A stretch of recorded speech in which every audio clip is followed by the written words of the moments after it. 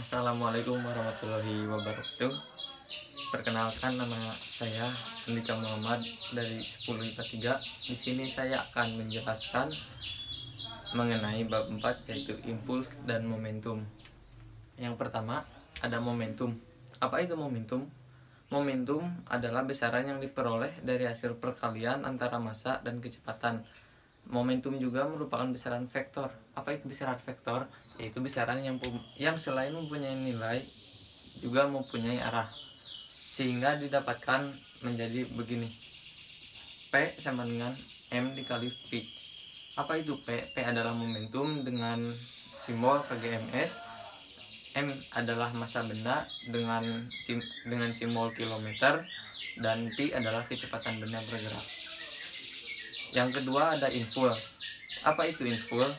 Impuls adalah hasil kali antara gaya dengan selang waktu, sehingga diperoleh I sama dengan F delta T, yaitu I dengan impuls, F dengan gaya yang diberikan, dan delta T merupakan selang waktu. Di antara keduanya, percepatan yang dihasilkan bergantung pada besarnya gaya, dan juga perubahan momentum yang dihasilkan bergantung pada besarnya gaya dan berapa lama gaya itu bekerja. Sehingga ada hubungan antara momentum dan impuls. Dituliskan seperti ini, yaitu dengan F sama dengan MA vektor, dan F sama dengan M dalam kurung P2 dikurang P1 per delta T, atau juga F delta T sama dengan MP2 dikurang MP1. Delta T sama dengan I sama dengan impuls, MP1 sama dengan P1 sama dengan momentum awal, dan MP2 sama dengan P2 sama dengan momentum akhir. Maka I sama dengan P2 dikurang P1 atau I sama dengan delta P. Ada juga hubungan antara impuls dan momentum dapat disebutkan dengan pernyataan berikut ini.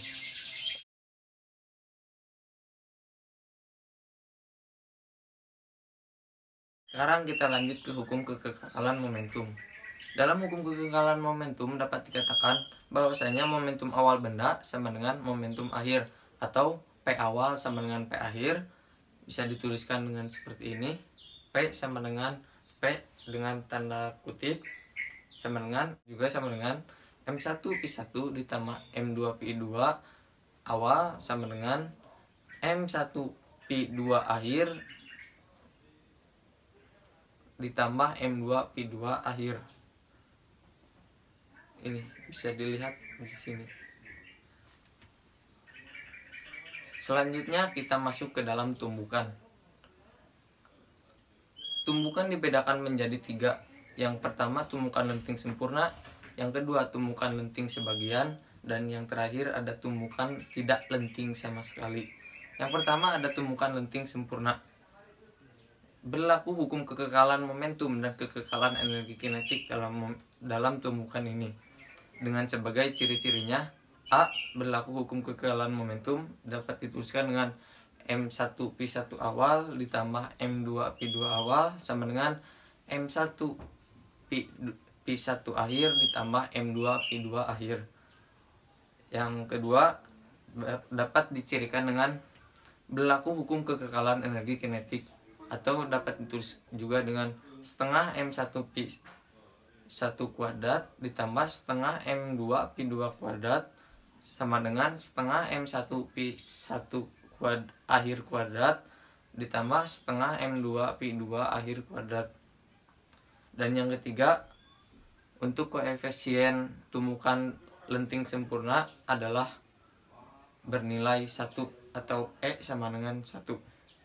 Yang kedua ada tumbukan lenting sebagian. Dalam hal ini harga hanya berlaku hukum kekekalan momentum. Jadi dapat dicirikan dengan sebagai berikut: A. Berlaku hukum kekekalan momentum M1 P1 tambah P2 M2 P2 sama dengan M1 P1 akhir ditambah M2 P2 akhir. Yang kedua tidak berlaku hukum kekekalan energi, sehingga menyebabkan rumus seperti ini: setengah M1 P1 1 kuadrat ditambah setengah M2 Pi2 kuadrat besar dari setengah M1 Pi1 akhir kuadrat ditambah setengah M2 Pi2 akhir kuadrat. Dan untuk koefisiennya yaitu antara 0 dan 1. Yang terakhir ada tumbukan tidak lenting sama sekali, yaitu dua buah benda yang bertumbukan bersatu. Dengan ciri-ciri berlaku hukum kekekalan momentum. Dapat dituliskan dengan M1 tambah Pi1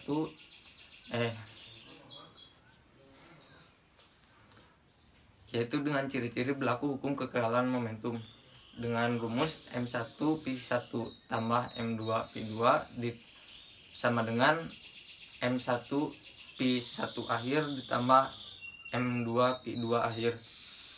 Dan yang kedua, tidak berlaku hukum kekekalan energi kinetik sehingga membuat rumus setengah M1 Pi1 kuadrat ditambah setengah M2 Pi2 kuadrat sama dengan tidak lebih besar dari setengah M1 Pi1 akhir kuadrat ditambah setengah M2 Pi2 akhir kuadrat. Dan untuk koefisien restitusi tumbukan tidak lenting sama sekali adalah 0. Dan ada tambahan, yaitu setelah tumbukan kedua benda bergerak bersama-sama. Itu untuk tumbukan akhir. Terus kita akan masuk ke dalam penerapan hukum kekekalan momentum dan impuls. Yang pertama ada bola jatuh bebas. Sebuah bola dijatuhkan dari ketinggian H1 dan memantul setinggi H2 setelah menumbuk lantai. Tinggi pantulan bola lebih kecil daripada ketinggian awal ketika bola dijatuhkan atau H2 kurang dari H1. Persamaan koefisien restitusi untuk tumbukan antara bola jatuh bebas dengan lantai dapat dinyatakan sebagai berikut, yaitu E sama dengan dalam akar H2 per H1, yaitu E sebagai koefisien restitusinya dan H2 sebagai ketinggian bola akhir dan H1 sebagai ketinggian bola mula-mula. Untuk satuannya yaitu meter. Yang kedua ada prinsip kerja roket. Prinsip kerja roket menggunakan hukum kekekalan momentum. Pada saat gas panas hasil pembakaran bahan bakar roket disemburkan keluar, roket bergerak ke arah yang berlawanan dengan arah semburan gas. Semburan gas panas menyebabkan roket bergerak ke atas dengan kecepatan yang sangat tinggi sehingga dapat dituliskan sebagai berikut, yaitu Pi sama dengan M per M dikali Pi B, yaitu Pi untuk kecepatan roket dalam satuan M per S, M kecil yaitu massa bahan bakar roket dalam satuan kilo, M besar yaitu massa roket, dan Pi B adalah kecepatan gas yang menyembur akibat pembakaran. Jadi itu sekian pembelajaran tentang momentum dan impuls. Selanjutnya kita akan membahas contoh soal. Kita akan mengambil contoh soal dari halaman 43. Sebuah mobil bermassa 1.500 kg bergerak dengan kecepatan 36 km per jam. Berapakah momentum mobil tersebut? Untuk menjawabnya kita harus menulis dulu diketahui, yaitu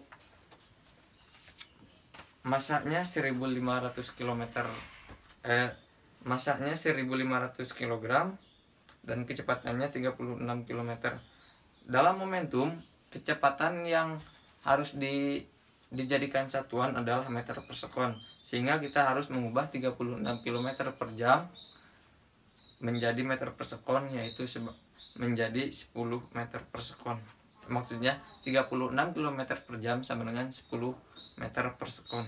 Sehingga didapatkan dengan rumus yang digunakan yang tadi, momentum sama dengan massa benda dikali kecepatan benda, dan menghasilkan 1.500 kg dikali 10 yang hasilnya 15.000 kgms. Sekarang nomor 2, contoh soal 2, kita mengambil nomor nomor 3 halaman 44. Bola jatuh pada ketinggian 20 meter, kemudian memantul hingga mencapai ketinggian 15 meter. Hitung nilai koefisien restitusi bola. Kita diketahui H1-nya adalah 15, H2-nya H1-nya 20 dan H2-nya 15. Sehingga dihasilkan akar H2 per H1, yaitu 15/20. Dan contoh soal terakhir, mobil A bergerak ke utara dengan kecepatan 18 km per jam dan mobil B bergerak ke barat dengan kecepatan 36 km per jam. Jika massa mobil A 2 ton dan mobil B 3 ton, maka besarnya momentum mobil A dan B adalah. Kita akan merubah dulu massa dari 2 ton itu menjadi 2 ke dalam kilo menjadi 2000 dan 3 ton ke dalam kilo menjadi 3000 kilo. Dan juga kecepatan mobil A kita rubah menjadi meter per sekon, yaitu 18 km per jam sama dengan 5 meter per sekon. Dan 36 km per jam adalah 10 meter per sekon. Untuk momentum mobil A bisa didapatkan 2000 dikali 5 sama dengan 10.000, dan kita ubah menjadi 10 pangkat 4 kgms. Dan untuk momentum mobil B, yaitu dengan massa mobil 3000 dikali kecepatannya 10 meter per sekon, sehingga menjadi 30.000 kgms, dan kita rubah menjadi 3 dikali 10.000 sama dengan 3 dikali 10 akar 4. Jadi sekian video yang saya sampaikan, semoga bermanfaat dan mohon maaf apabila banyak kesalahan. Stay safe, tetap di rumah aja.